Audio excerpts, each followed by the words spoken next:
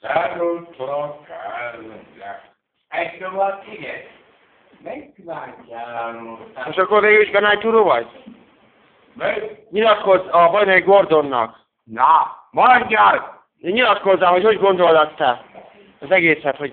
Megy ellenemben eső lassan! De nem állt ez a Ganály Túró?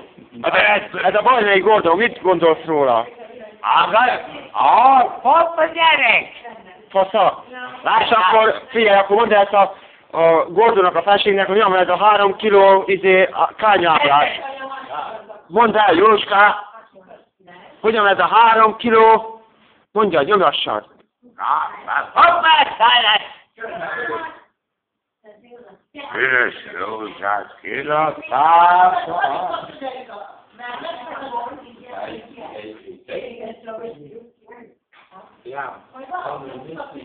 Semmit, Jóska, semmit. Ezt a sört megiszom, aztán megyek oda. Na figyelj, Jóska, mondd el szépen ezt a Ganály Túrót. Meg. Mit? Csak A Gordon szereted, a Bendegúz? De nem aztán a Gordon feleségének nyilatkozzál, hogy hát... Hogy a fi? 3 kiló, mondd el azt a plétűt! 3 kiló, meg 2 kányárás!